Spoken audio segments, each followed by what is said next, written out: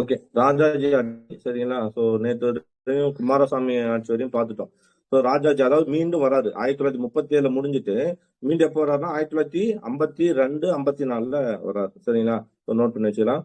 அரசியல் ஆட்சி தலைவனுக்கு ஓகே. போன கிளாஸ் பார்க்காதவங்க போன கிளாஸ் பார்க்காதவங்க இந்த கிளாஸ்ல இருக்க மாட்டீங்க. ஏன்னா போன கிளாஸ்ல பார்த்து முடிச்சவங்க இந்த கிளாஸ்ல இல்லாம வேணா இருப்பீங்க. அப்படிதான் இருப்பீங்க. ஒவ்வொரு வாட்டியும் மைனஸ் தான் ஆகும். பிளஸ் எங்கேயுமே ஆகாதில்ல எனக்கு தெரியுது. ஸோ அப்படி யாருக்காவது வேணும்னா நான் ஆல்ரெடி யூடியூப்ல அப்லோட் பண்ணிட்டேன். சரிங்களா? ஓமந்தூர் வரையும் குமாரசாமி ராஜா வரையும் போட்டுட்டேன். அதை பாத்துங்க.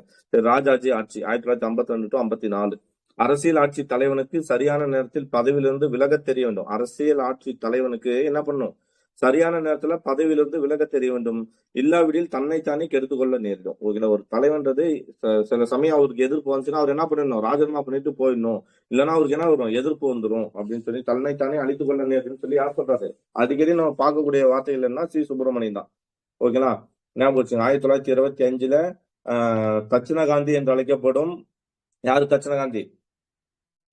தட்சிண காந்தி என்று அழைக்கப்பட்டவர் ராஜாஜி. தட்சிண காந்தியை பொள்ளாச்சி கூட்டு வந்துட்டாருன்னா பெரியாரு அப்படின்னு சொல்லி சுப்பிரமணியம் சொல்லியிருப்பாரு ஒரு இடத்துல. ஓகேங்களா? சரி, ஓகே. வாழ்க்கை சோடுகள். சேலத்து மாம்பழம் எல்லாருக்குமே தெரியும். அவர் வந்து 1878. ஓகேங்களா? பெரியார் எப்போ? பெரியாருக்கு முன்னாடி ஒரு வருஷம். ஓகேங்களா? 1879. இவர் 78. ராஜகோபாலன் 1878 டிசம்பர் 8ஆம் நாள் தருமபுரி மாவட்டம் ஒசூருக்கு அருகே தோரப்பள்ளி அன்னைக்கு, அதாவது சேலம் மாவட்டம்னு சொல்லுவாங்க. உங்களை எல்லாம் ஒருங்கிணைந்த மாவட்டமா இருந்தது. தருமபுரி மாவட்டம் ஒசூருக்கு அருகே தொரப்பள்ளி என்ற ஊரில், அவர் ஊர் வந்து தொரப்பள்ளி தான். சக்கரவர்த்தி ஐயங்காருக்கும் ஓகேங்களா, சிங்காராமலுக்கும் சக்கரவர்த்தி ஐயங்காருக்கும் சிங்காராமலுக்கும் 3வது மகனாக பிறந்தார். ஓகே. நரசிம்ம ராசியும் ஓகே நரசிம்மாச்சாரியும் சீனிவாசனும் இவருக்கு மூத்தவர். இவரோட அண்ணா 2 பேர் என்ன, நரசிம்மச்சாரி, அப்புறம் வந்து சீனிவாசன். துறப்பள்ளியிலும் ஒசூரிலும் பள்ளி படிப்பை முடித்த ராஜகோபாலன் பெங்களூர் மத்திய கல்லூரியில் பட்டப்படிப்பு. ஸோ இவர் துறப்பள்ளியில படிச்சுட்டு ஒசூர்லயும் பள்ளி படிப்பை முடிச்சுட்டு பெங்களூர் மத்திய கல்லூரியில் பட்டப்படிப்பு 1894. சென்னை மாநில கல்லூரியில் பட்டப்படிப்பையும், சென்னை மாநில கல்லூரி 1897. ஓகேங்களா? சென்னை மாநில கல்லூரியில் சட்டப்படிப்பையும், அப்போ மத்திய கல்லூரியில பட்டப்படிப்பு முடிச்சுட்டு பெங்களூர்ல முடிச்சுட்டு அப்புறம் எங்க வர்றாருன்னா சென்னைக்கு வராது. சென்னையில வந்து என்ன படிச்சார்? இவரும் ஒரு வக்கீல் தான். சட்டப்படிப்பையும் முடித்தார். தனது 21 வயதில் அலமேலு மங்கம்மாவை திருமணம் செய்து கொண்ட ராஜகோபாலன் 1900 சேலத்து வழக்கறிஞர் தொழில். ஸோ இவர் எங்க வழக்கறிஞரா தொழில தொடங்குறாரு? அப்போ இதே மாதிரி வந்து மதுரையில வழக்கறிஞரா அவர் வந்து பிறந்தது வந்து தஞ்சாவூர் மாவட்டம். ஓகேங்களா? இருந்தாலும் வந்து மதுரையில வந்து செட்டில் ஆயிருப்பாரு. மதுரையில வழக்கறிஞரா இருந்திருப்பாரு. யாரு? மதுரை வைத்தியநாத ஐயர். ஓகேங்களா? அதுவே வந்து திருவாதூர்ல பிறந்து அங்கிருந்து மதுரையில வந்து சென்னையில காலேஜ் முடிச்சுட்டு மதுரையில வந்து குற்றவியல் வழக்கறிஞர் இருந்தா யாரு? George Joseph. Okay, George Joseph. Okay. So சேலத்து வழக்கறிஞர் தொழிலை துவக்கினார். பிரபலமடைந்த பின் இவர் சக்கரவர்த்தி ராஜகோபாலாச்சார் சி.ஆர். ராஜாஜி என்று அழைக்கப்பட்டார். ஓகேங்களா? சோ 1900ல வந்து எங்க பண்றாரு? வழக்கறிஞரா தொழில தொடங்குறாரு. ஓகேவா? திருவாசகம் ஜி போப்பல மொழிபெயர்க்கப்பட்டது எப்பொழுது? 1900. தனது 80வது அகவையில் பண்ணிருப்பாரு. ஓகே. சோ ராஜாஜின் பின்னாடி பேர் வந்துச்சு. ஓகே. சேலத்து மாம்பழம் என்பது இவரது செல்ல பெயர். அரசியல் ஆர்வம் 1919 தலைவருடன் தொடர்பு. ராஜகோபாலாச்சாரி சேலத்தில் வக்கீல் தொழில் பார்த்து கொண்டிருப்பது அரசியல் ஆர்வம் ஏற்பட்டது. நம்ம படிக்கிறதெல்லாம் ஒரு பேக்ரவுண்ட் தான் இதெல்லாம். ஓகே. அவரு சேலத்துல வக்கீல் பார்க்கும்போது தான் ஒரு அரசியல் ஆர்வம் ஏற்பட்டது. வங்காள பிரிவினை விளைவாக எழுந்த சுதேச இயக்கம் இவரது கவனத்தை ஈர்த்தது. சுதேச இயக்கம், வங்காளத்தில் பிரிவினை விளைவாக எழுந்த சுதேசி இயக்கம். ஓகேங்களா? எப்போ? 1905.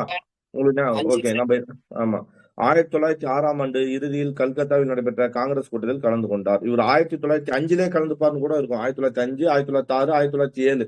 ஓகேங்களா? 3 இதுலயுமே என்ன பண்ணிருப்பானா, யார் யார் போயிருப்பாங்க? வெறும் ராஜாஜி மட்டும் போயிருப்பாரா? வேற யார் போயிருப்பா?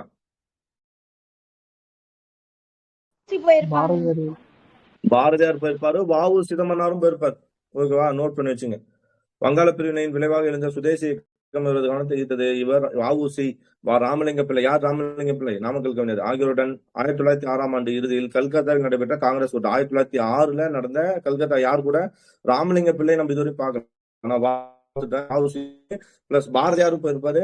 ஓகேங்களா? ராமலிங்க பிள்ளையும் இந்த கூட்டத்தில் கலந்து கொண்டாரு. ஓகேங்களா? 1900. அப்போ 3 பேர் போயிருக்காங்க. 1900களில் பாலகங்காதர் திலகர் எழுப்பிய ஓகே 1900ல பாலகங்காதர் திலகர் எழுப்பிய சுதந்திரம் எனது பிறப்புரிமை என்ற முழக்கம் நம்ம படிச்சிருக்கோம் இல்லையா? 1897. ஞாபகம் இருக்குங்களா?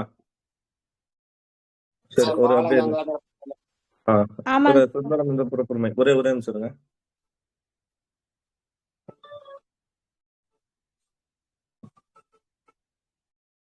சொல்லுங்க. சொல்லுங்கண்ணா.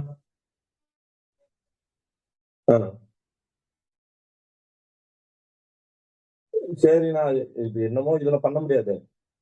இதுல அந்த வழி இல்ல. இல்லன்னா அந்த பாப்பா மாலத்தை அப்படியே வச்சுட்டு நீங்க செவ்வாய்க்கிழமை சொல்லுங்க, நான் வேலையா இருக்கேன். ஆமா, கொடுக்காம நிக்க வச்சிருங்க. மீதி வந்து அங்க எந்த சார் இருக்காங்களோ அங்க கொடுத்துட்டு, இல்லன்னா கூட இப்ப வேணா நம்ம திங்கட்கிழமை கூட கொடுத்துலாம். யாரும் போல, நீ லீவுன்றவங்க யாரும் போல, திங்கட்கிழமை கூட கொடுத்துடலாம்.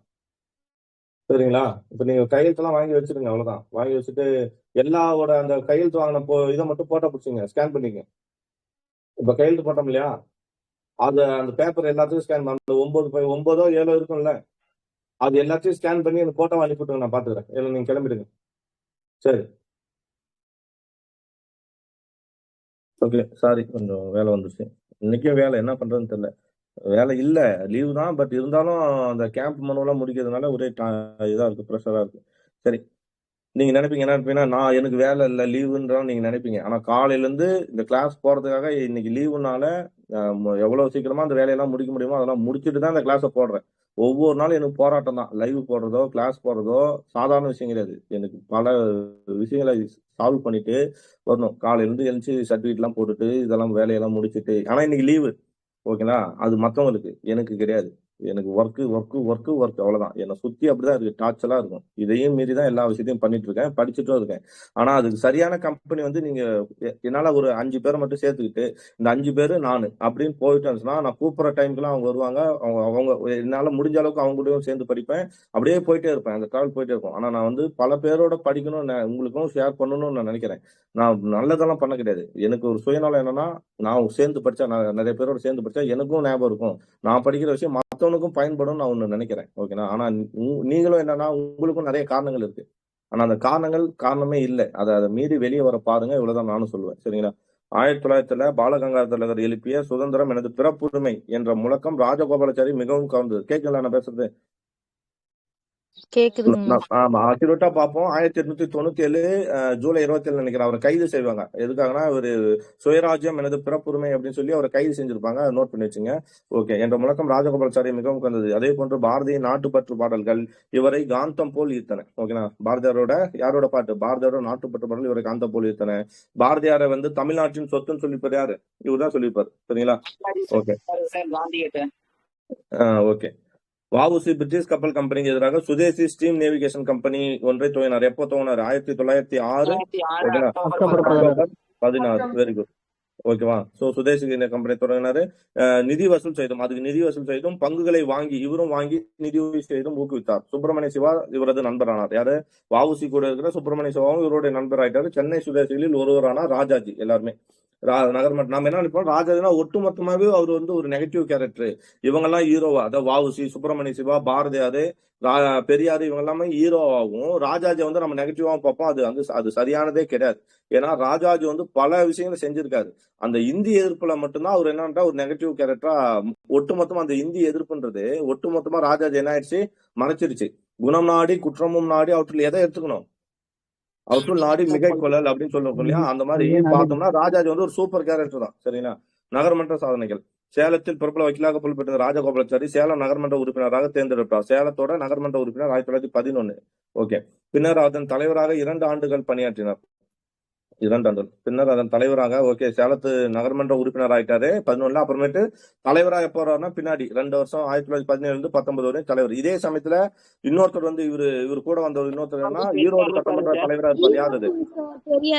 பெரியார். Very good. பணியாற்றார். அப்போது அவர் தீண்டாமை ஒழிப்பு பணியில் கவனம் செலுத்தினார். அரிஜன் நகராட்சி மன்ற உறுப்பினராக தேர்ந்தெடுப்பது உறுதுணையாக இருந்தார். பிற்படுத்தப்பட்டோர் கல்வி வசதிக்கும் வளர்ச்சிக்கும் ஏற்பாடு செய்தார். எதிர்ப்பை எதிர்கொண்டு சமபந்தி சபாட்டை நடத்தி வைத்தார். இதெல்லாம் நோட் பண்ணுங்க. எதிர்ப்பை நம்ம என்ன பண்றோம், ஐயோ இவர் இதெல்லாம் பண்ணிருக்க மாட்டாரே, பெரியார் தான் பண்ணுவார்னு நினைச்சிருக்கோம். எதிர்ப்பை எதிர்கொண்டு சமபந்தி சமபாட்டை நடத்தி வைத்தார். நகருக்கான பல நலத்திட்டங்களை நிறைவேற்றார். இப்பணிகளுக்கிடையே தேச துரோக குற்றம் சாட்டப்பட்ட பி வரதராஜுலு நாயுடுவின் சார்பாக வழக்குமன்றத்தில் வாதாடினார். நம்ம பார்த்தோம் இந்த பாயிண்ட். அவர் என்ன பண்ணிருப்பாருன்னா, வரதராஜுலு நாயுடு வந்து தடையை மீறி வந்து சொற்பொழிவு பண்ணிருப்பாரு. அதுக்காக இவர் வந்து கைது செஞ்சிருப்பாங்க. வரதராஜ நாயுடுக்காக ஆஜரானது யாருன்னு பார்த்தோம்னா யாரு? ராஜகோபாலாச்சாரி தான். ஓகேவா? நோட் பண்ணி வச்சுங்க. ஓகேவா? பணிகளிடையே தேச துரோக குற்றம் சாட்டப்பட்ட பி வரதராஜன் நாயுடுவின் சார்பாக வழக்கு மன்றத்தில் வாதாடினார். இந்த பாயிண்ட் கண்டிப்பா கேட்கறதுக்கு சான்சஸ் இருக்கு. ஓகேங்களா? இன்னைக்கு கேட்கலாம், என்னைக்காவது ஒரு நாள் ஏதோ ஒரு எக்ஸாம்ல கேட்பாங்க. ஏன்னா அப்படியேப்பட்ட பாயிண்ட் தான் இது. இந்த காலகட்டத்தில் ராஜகோபாலாச்சாரியின் தொழிலும் சேவையும் கைகோர்த்து சென்றார். இந்த காலகட்டத்தில் தான் ராஜகோபாலாச்சாரியின் தொழிலும், ஒரு பக்கம் தொழில் வக்கீல் தொழில் பாரு, ஒரு பக்கம் சேவை செய்யறாரு. 1919ஆம் ஆண்டு சென்னையில் குடியேறி உயர்நீதிமன்ற வழக்கறிஞர். அப்ப எங்க போயிட்டார்? 1919ல சென்னையில குடியேறி உயர்நீதிமன்ற வழக்கறிஞர் ஆனார். இந்த காலகட்டத்தில் ராஜாஜி ஹரிஜன சமத்துவத்துக்கு அடையாளமாக அவர்களுடன் சமபந்தி போஜனம் செய்தார். ஓகேங்களா? ராஜாஜி ஹரிஜன சமத்துவமாக என்ன பண்றாரு? சமபந்தி போஜனம் செய்தார்.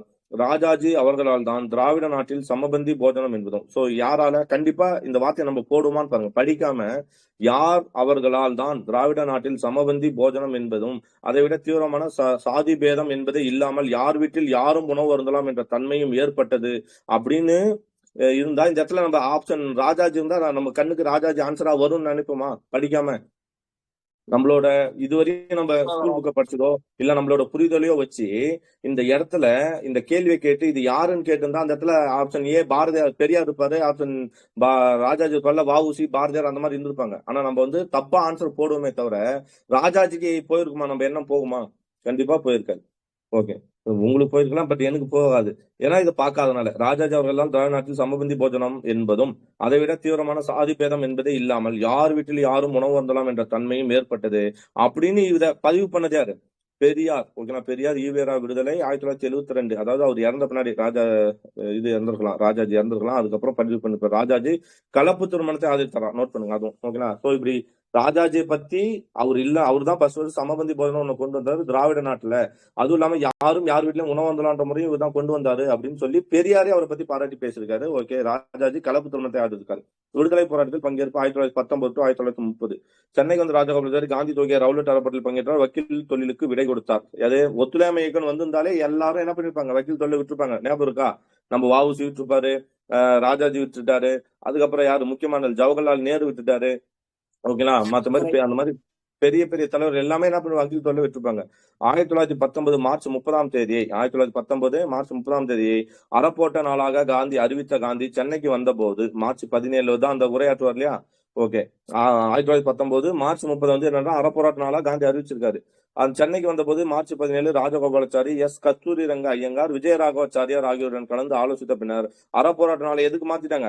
ஏப்ரல் 6க்கு தள்ளி வைத்தார். நம்ம படிச்சிருப்போம் இல்லையா? ஏப்ரல் 6 தானே அது கருப்பு தினமா சொல்லி ஊர்வலம் எல்லாம் பண்ணிருப்பாங்க அப்படின்னு நம்ம பார்த்தோம் இல்லையா? மதுரையில அப்ப இந்த கருப்பு தினத்தை வந்து ஏப்ரல் 6 வந்து கடையடைப்பு பண்ணிருப்பாரு. அது பேர் என்ன? அல்தால் பண்ணோம். அல்தால் அப்படின்னு நம்ம படிச்சோம். அர்தால் யார் அது? மதுரைன்னு வந்தா யாரு வந்தோம்? அர்தால். ஆனா இந்த ரவுலட் சட்டத்துக்கு யாரு வந்தோம்?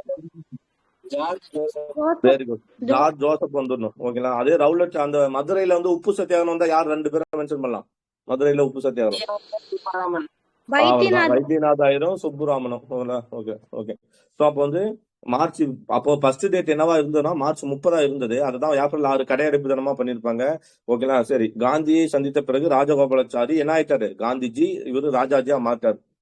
காந்தியை சந்தித்த பிறகு ராஜகோபாலாச்சாரி ஷார்ட் ஃபார்ம் என்னாச்சு? ராஜாஜி ஆயிட்டாரு. 1921ஆம் ஆண்டு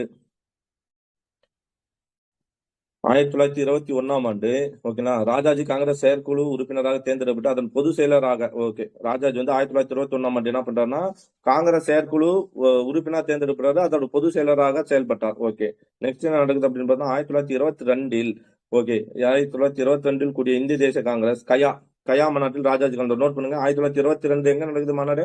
கயா மாநாடு. ஓகேவா?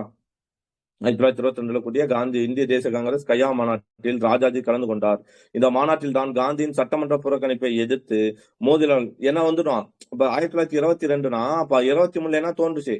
சுயராஜ்ய கட்சி. யாரு? மோதிலால் நேரு, சியாதாசும் காங்கிரஸ் விட்டு வெளியேறணும். அப்போ கேள்வி என்ன? எந்த மாநாட்டில்? ஓகேங்களா, எந்த மாநாட்டில் காந்தியோட அந்த ஒத்துழையாமை இயக்கம் வந்து நின்று போயிடும்ல. அப்போ ஒத்துழையாமை இயக்கம் நின்று போனதை எதிர்த்து 2 பேர் வந்து என்ன பண்றாங்க? மோதிலால் நேரும் சியாதாசும் காங்கிரஸ் விட்டு வெளியேறினார். எதனா கயா மாநாட்டுல. அந்த கயா மாநாட்டுல யாரும் கலந்துட்டா?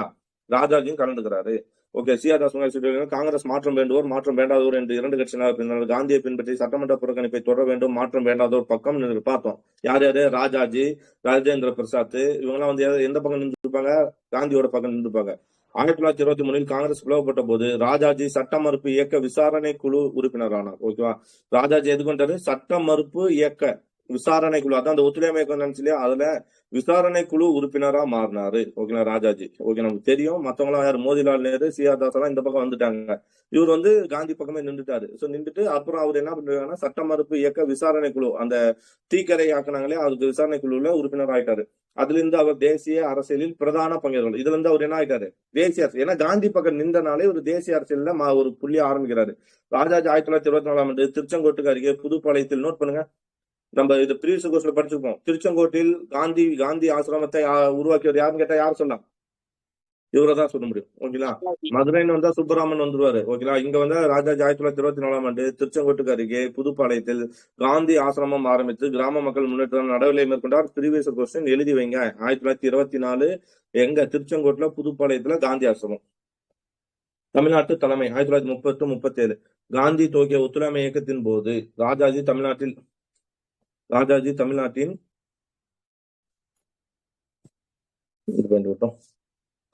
தமிழ்நாட்டில் அந்த இயக்கத்துக்கு தலைமை தாங்கி, ஓகே, 1920-22 பார்த்தோம். சிலவர் நடத்தினார். 1920 இறுதியில் நடக்கவிருந்த சட்டமன்ற தேர்தலை புறக்கணிக்க வேண்டும் என்றும் ராஜாஜியும் TS ராஜனும் தமிழ்நாடு மாவட்டங்களில் சூறாவளி சுற்றுப்பயணம். அதாவது 1920 இறுதியில் நடக்கவிருந்த சட்டமன்றத்தில் இல்லையா, மாநிலத்துல சுயாட்சி கிடையாது, இரட்டை ஆட்சி அறிமுகப்படுத்திட்டாங்க. அப்ப நீதியட்சி மட்டும் தான் பங்கேற்குது. காங்கிரஸ் வந்து பங்கேற்க கூடாதுன்னு சொல்லி என்ன பண்றாங்க, ராஜாஜியும் TS ராஜனும் தமிழ்நாட்டு மாவட்டத்தில் சூறாவளி சுற்றுப்பயணம் பெறுகின்றனர்.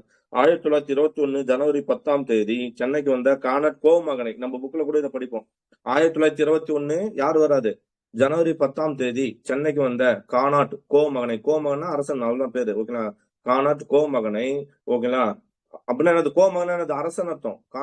கானாட்டோட யாரு, அரசன். ஓகேங்களா, கோமகன் அரசன், இளவரசன் அந்த மாதிரி சொல்லும் இல்லையா. கானாட் கோமகனை புறக்கணிக்க பிரச்சாரம் செய்தார். யாரு, ராஜாஜி. எந்த தேதி, இது நம்ம புக்ல படிச்ச மாதிரி இருக்கா, அங்க வந்து ஜனவரி 3 அந்த மாதிரிலாம் ஒரு டேட்டு, ஒரு மாறி ஒரு ஜனவரி 3, ஒரு இடத்துல ஜனவரி 21 இந்த மாதிரி இருக்கும். 1921 ஜனவரி 10 சென்னைக்கு வந்த கானாட் கோமகனை புறக்கணிக்க பிரச்சாரம் செய்தார் ராஜாஜி. எப்போ வந்தாரு, 1921 ஜனவரி 10. அதன் பின்னர் 1930 ஜனவரி 26 நாளன்றும், ஜனவரி 36 உங்களுக்கு தெரிஞ்சிடும். 1930 ஜனவரி 26 தேசம் எங்கும் பூர்ண சுதந்திர நாள் கொண்டாடப்பட்ட போது ராஜாஜியும் அவரது அணுக்க நண்பர் மதுரை வைத்தியநாத ஐயர், பாத்துருமா, இக்கொண்டாட்டம் தமிழ்நாட்டில் கோலாகலமாக கொண்டாடியதில், அப்போ அந்த 1930 ஜனவரி 26 கொண்டாடினாங்க இல்லையா, அதுல தமிழ்நாட்டுல வந்து அதை கோலாகலமா கொண்டாடின முக்கியமான 2 நபர்கள் யாரு அப்படின்னு பார்த்தோம்னா, ராஜாஜியும் இன்னொருத்தர் யாரு, மதுரை வைத்தியநாத ஐயர். அதன் பின் இருவரும் மதுரையில் பின்னவர் வீட்டில் சந்தித்து, நம்ம பார்த்திருப்போம். யாரோட வீட்டுல சந்திப்பாங்க, இல்ல தவறு, சுப்பராமன் வீட்டுல சந்திப்பாங்க. TS ராஜன் வீட்டுல தான் ஸ்டார்ட் பண்ணுவாங்க போராட்டம். ஓகேங்களா, TS ராஜன் வீடு எங்க இருக்குன்னா திருச்சி, நல்லா புரிஞ்சுக்கணும். TS ராஜன் வீடு திருச்சி. போராட்டம் எங்க இருந்தா ஸ்டார்ட் பண்ணுவாங்க, திருச்சியில இருந்து தான் ஸ்டார்ட் பண்ணுவாங்க. ஆனா அந்த போராட்டத்தை எங்க தூங்கலாம், எப்படி தூங்கலாம் அப்படின்னு அந்த 98 பேரை சூஸ் பண்ணதுக்கு முக்கிய காரணமே யாரு, வைத்தியநாத ஐயர் தான். பட்சமா இல்லையா, 98 தொண்டர்களை சூஸ் பண்ணதுல முக்கியமான பர்சன் யாரு, வைத்தியநாத ஐயர். மதுரையில வந்து NMR சுப்பராமன் வீட்டுல இருந்து சூஸ் பண்ணிருப்பாங்க. அதன் பின் இருவரும் மதுரையில் வீட்டில் சந்தித்து தமிழ்நாட்டில் உப்பு சத்தியாகிரகம் மேற்கொள்வதற்கான திட்டத்தை முடிவு செய்ததாக குறிப்பிடலாம்.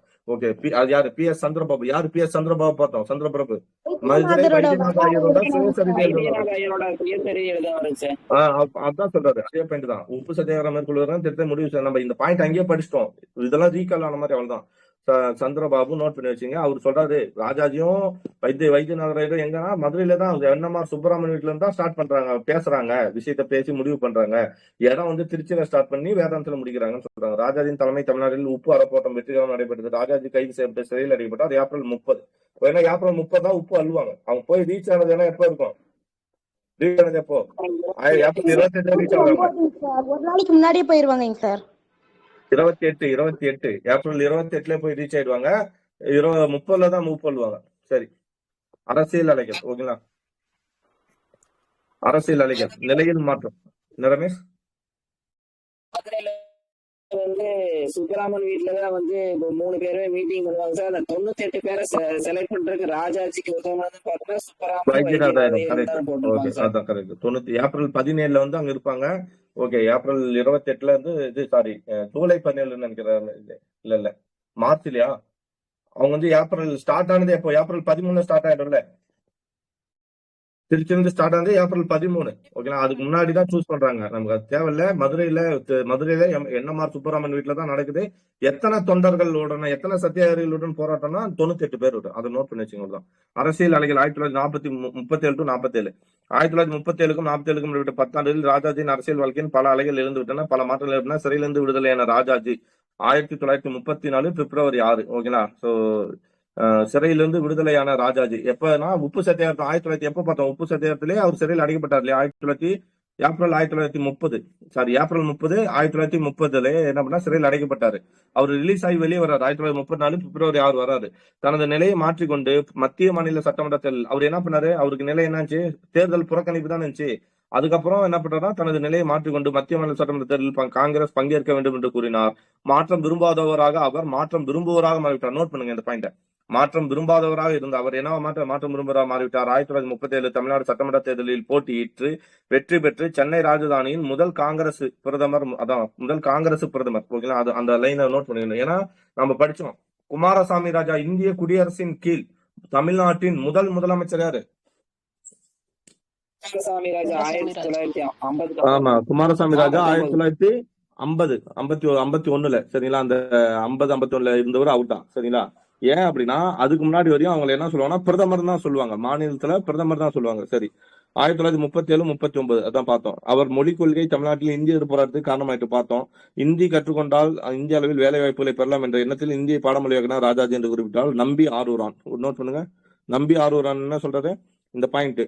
அவர் இந்தியை கற்றுக்கொண்டால் ஓகேங்களா இந்திய அளவில் வேலை வாய்ப்புகளை பெறலாம் என எண்ணத்திலே இந்தியை பாடமொழியாக்கினார் ராஜாஜி என்று குறிப்பிட்டுள்ளவர் யாரு? நம்பி ஆரூரான். ஓகேங்களா, நம்பி ஆரூரார் என்று அழைக்கப்பட்டவர் யாரு? சுந்தரர். ஓகேவா, அந்த அவர் இல்லைங்க, அவரை மாதிரி பேர் வச்சுக்கிற ஒருத்தர் நம்பி ஆரூரான். இந்திய தலைவர்களை கலந்து ஆலோசிக்காமல் பிரிட்டிஷ் அரசாங்கம் ஜெர்மனி மீது போர்த்தவர்கள் காங்கிரஸ் மத்திய மாநில அரசாங்கத்திலிருந்து விலகுவதென முடிவெடுத்து அந்த முடிவின்படி ராஜாஜி அமைச்சரவை 1939 அக்டோபர் 29ஆம் தேதி பதவி விலகுது. நம்ம இன்னொரு இடத்துல பார்த்தா அக்டோபர் 30ன்னு இருக்கும். அவர் பதவி விலகுது வந்து அக்டோபர் 30 அப்படின்னு சொல்லுவாங்க. ஓகேங்களா, இந்த இடத்துல அக்டோபர் 29 டேட், ஒரு டேட் தான் மாதிரி நோட் பண்ணிங்க. ஆனா மொத்தமா அமைச்சரவை கலையும் அந்த எந்த நாளை வந்து மீட்பு நாளா கொண்டாடுவாங்க? டிசம்பர் 22. டிசம்பர் 22. ஓகேங்களா, ஓகே. ராஜாஜி இவரு வந்து மௌலானா அவர் பேர் என்ன, முகமது அலி ஜின்னா வந்து ஒட்டுமொத்த அமைச்சரவையும் எப்ப காலையானா 22 காலை 22 வந்து மீட்பு நாள்னு கொண்டாடுவாரு. ஓகே, ஆனா ராஜாஜி பதவி மட்டும் காலியாட்டா அக்டோபர் 29 அல்லது அக்டோபர் 30, அது ரெண்டுல ஒண்ணு வச்சுக்கலாம். ஓகே, சோ அதுக்கப்புறம் இந்திய பாதுகாப்பு விதிகளின்படி ராஜாஜி கைது செய்யப்பட்டு ஓராண்டு, ஏன்னா போருக்கு சமயம், சோ அதனால முக்கியமான தலைவர்களை கைது செய்யணும்னு சொல்லி ராஜாஜி கைது செஞ்சு சிறையில் அடிச்சிட்டாங்க 1 வருஷம். போராட்ட புறக்கணிப்பு. சிறையிலிருந்து விடுதலையாகி வந்த ராஜாஜி தன் அரசியல் நிலைப்பாட்டை முற்றிலுமாக மாற்றிக்கொண்டார். பிரிட்டனுக்கு இந்திய ஆதரவு கொடுப்பது பற்றி காங்கிரஸ் மேலிடத்தின் கருத்து வேறுபாடு கொண்டார். பிரச்சனையை பிரிட்டிஷ் அரசாங்கத்துடன் பேசி தீர்த்து கொள்ள வேண்டும் என்றார். இவர் என்ன நம்ம பேசி தீர்த்துக்கலான்றாரு. வெள்ளையினே வெளியேறு இயக்கத்தை எதிர்த்தார். ஓகேங்களா, ஆமா, இது ஹைலைட்டான பாயிண்ட். அதாவது காந்தி சொல்ற எல்லாத்தையும் கண்மூடி ஃபாலோ பண்ணாரு. ஆனா வெள்ளையினே வெளியேறு இயக்கத்தை என்ன பண்ணாரு? எதிர்த்தார். அந்த ஏன்னா ஜெயிலுக்கு போயிட்டு வந்தார். 1939 அவர் ஜெயிலு போட்டு 1 ஆண்டு காலம் இருந்து வந்தாரு.